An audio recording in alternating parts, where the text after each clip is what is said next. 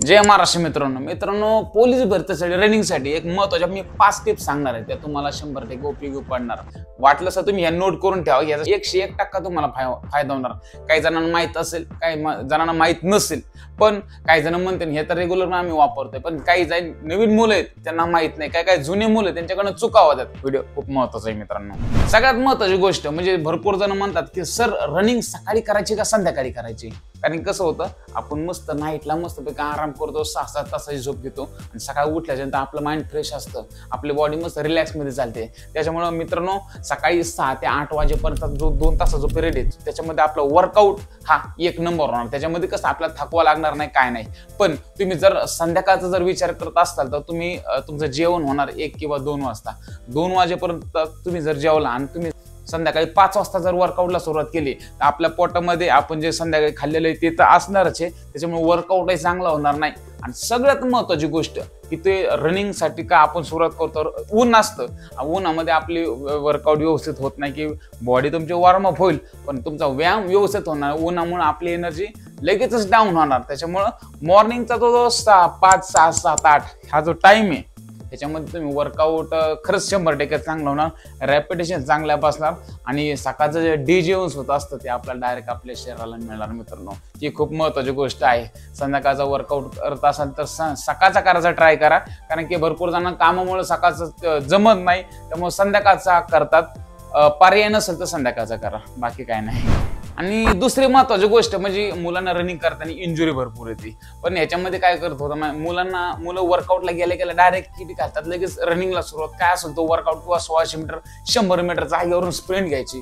पण ह्याच्या अगोदरच्या तुम्हाला गोष्टी माहिती आहे का की वर्कआउटच्या अगोदर काय वॉर्मअप केला पाहिजे, 1-2-3 राऊंड करून मस्त थोडीशी ABC वर्कआउट करून बॉडी वॉर्म केली पाहिजे। त्याच्यानंतर 100 मीटरचे स्ट्राईड, त्याच्यानंतर आपण आपला जो मेन वर्कआउट आहे, समजा तुमचा सोमवारचा असेल 400 मीटरच्या 6, 7, 8, 10 रेपिटेशन, मग त्याच्या अगोदर आपली बॉडी वॉर्म असणं खूप गरजेचं आहे। आता तुम्ही जर आला डायरेक्ट स्पीडनं सुरुवात केली तर तुम्हाला 100% इंजुरी येणारच। सगळ्यात महत्त्वाची इंजुरी तुम्हाला हॅमस्ट्रिंगची येणार, तिथं विषयच नाही तुम्हाला। त्यामुळे तुम्ही ह्या गोष्टी टाळा, नाही तर तुम्हाला वाटत मी असं आहे, मी वाश आहे, किंग आहे, मी डॉन आहे, हा तसं नाही चालत। तुम्ही एकदा इंजुरी मध्ये गेला ना मित्रांनो, तुम्हाला लय खर्च करायला लागेल तेव्हा तुमची रिकव्हरी होईल। त्यामुळे ह्या गोष्टी वर्कआउटच्या अगोदर वॉर्मअप खूप गरजेचं आहे आणि वर्कआउटच्या नंतर स्ट्रेचिंग खूप महत्त्वाची आहे। स्ट्रेचिंग वॉर्मअप काय हे सगळं कांदा लसूण मी सगळं व्हिडिओ करून आपल्या युट्यूब चॅनलला टाकलेला आहे। कुणाला काय वाटायचं बाबा काय करायचं वॉर्मअप, काय करायची स्ट्रेचिंग, मित्रांनो सगळं टाकलेलं आहे तुमच्यासाठी। मी कशासाठी, तुम्हाला वर्कआउट वॉर्मअप सगळं सांगण्यासाठी मी आहे मित्रांनो।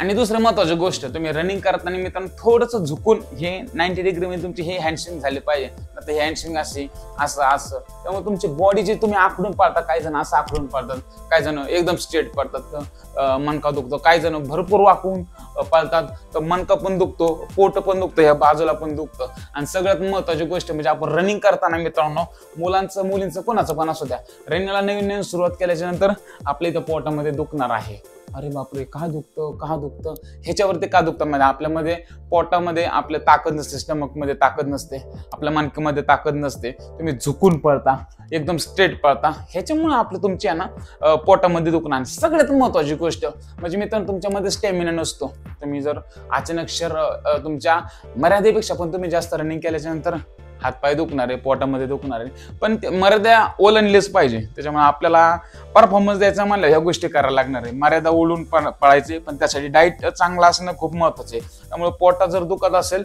तर दुखू द्या, पळत राहा, ते हळूहळू कमी होणार आहे।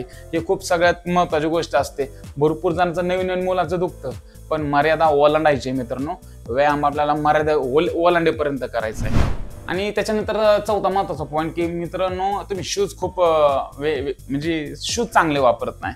ते काय होतं मित्रांनो, नवीन तुम्ही रनिंगला सुरुवात करत असाल, 12 झाल्यानंतर पोलीस भरती सुरुवात करता, शूज काय माहित नसतं, काही जण चपलीवरती रनिंग करतात, काही जण व्हिडिओ टाकतात, ह्या दादानी चपलीवरती रोज ग्राउंडला येतोय, ही ती दीदी रोज बिना चपलीची किंवा सँडलवरती रनिंग करतोय। नवीन करसान एक बघण्यासाठी एक गरिबीची जाणीव दिसून येते, पण मित्रांनो हे चुकीचं आहे। एकदा इंजुरी आली ना तुम्ही किती 5,000 रुपये घालावे लागतात तुम्हाला दवाखान्याला. 5,000 त्या बुटाटच 2,000 घेतला तर काय वाईट आहे तुम्ही. हा समजा बुटच चांगला नाही वापरला, इंजुरी आली, मग दवाखान्याला घरचे बरं 5,000 रुपये पाठवून देतात. मग ते दात काढते लोकांचे घर बरसात डॉक्टरांची. काय उपयोग आहे. बुट चांगला 2,000-2,500 वापरा ना. काय हरकत आहे. वर्षभर जातो बूट, भरती होईपर्यंत बुटावर जातो. काय हरकत आहे बूट चांगला घ्यायला. बाकीच्या सांगते बुटावर काय नसतं, आपल्यातच दम लागतो. इथं दमही लागतो, बुटही चांगला लागतो आणि रनिंगचा ट्रॅकही चांगला लागतो. डांबरू पळाला 5,000चा बूट घालून पाय लवकर तुमच्या कामाला आहे त्यांना. बूट घ्या तर गुडघे बिडघे पारून तुमचे जातील ना येऊन. रनिंगचा ट्रॅकही 400 मीटरचा मातीचा असणं खूप महत्वाचं आहे. शूज चांगला आणि हलक्या प्रतीचा आणि चांगला असला खूप महत्वाचा. नाही तर उगीच काय घातला. जाड सोलचा शूज वापरू नका मित्रांनो. हलका प्रतीचा वापरा रनिंगचा शूज, समजलं. आणि काही जण नुसते पाळतात. पण मित्रांनो तुम्ही ह्याच्यामध्ये स्वतःचा 800 मीटरचा टाइम काढलाय का मुलींनी? मुलांनी 1600 मीटरचा टाइम काढलाय का? हा टाइम काढणं खूप महत्वाचं आहे. तुम्ही जर स्वतःचा टाइम काढत नसताल तर तुमची इम्प्रूव्हमेंट किती होते दर आठवड्याला, दर 15 दिवसात तुम्हाला कळणार नाही. डायरेक्ट नाही, हा भाषा डायरेक्ट भरतीला पाळणार. भरतीला त्याला बोलता येत नाही, तोंडातून फेस बाहेर येतो, कुठतरी कोपऱ्यात जाऊन पडतो. आपला टाइम काढा, नोट करून ठेवा. 1 तारखेला माझा 1600 मीटरचा बाबा 5:30 टायमिंग आला आणि पुढच्या 15 दिवसानंतर माझा 5:25 आला किंवा 5:20 आला. स्वतःला कळतं, स्वतः माणूस प्रेरणा भेटते, स्वतःला मोटिवेट होतो आणि अजून त्याच जोमाने तयारी करतो. त्यामुळे टाइम स्वतःचा काढा आणि त्या डेटला लिहून ठेवा. आणि तुम्हाला जर स्टॅमिना राहत नसेल तर तुम्ही वर्कआउटच्या अगोदर प्री वर्कआउट मध्ये तुम्ही ओट्स खाल्ले पाहिजे, केळी खाल्ली पाहिजे किंवा पीनट बटर वगैरे काहीतरी खाल्लं पाहिजे. कोणी एनर्जी आहे किंवा एनर्जी जर तुमची टिकून राहत असेल तर हे नाही खाल्लं तरी चालेल. काही जण म्हणतात आम्हाला काय खायची काही गरज नाही, आमच्यामध्ये तसा स्टॅमिना आहे. त्याच्यामुळे तुम्ही केळी ओट्स हे खाल्लं पाहिजे, कोण एनर्जी टिकून राहील. आणि वर्कआउट दरम्यान किंवा वर्कआउटच्या नंतर तुम्ही पाणी, ग्लुकोजचं पाणी, तुमचं रोजचं काय असेल लिंबू पाणी वगैरे ते तुम्ही वर्कआउट दरम्यान किंवा वर्कआउट झाल्यानंतर तुम्ही चांगलं पिलं आणि दिवसभर तुम्ही पाणी इंटेक जर चांगलं ठेवलं तर तुमची बॉडी निश्चितच चांगली चालणार आणि तुम्हाला इंजुरी येण्याचे चान्सेस कमी असतात. बॉडीमध्ये पाणी पाहिजे. आपण वर्कआउट करतो, व्यायाम करतो, घाम गळत असतो, इलेक्ट्रोलाइट आपल्या बॉडीमध्ये पाहिजे.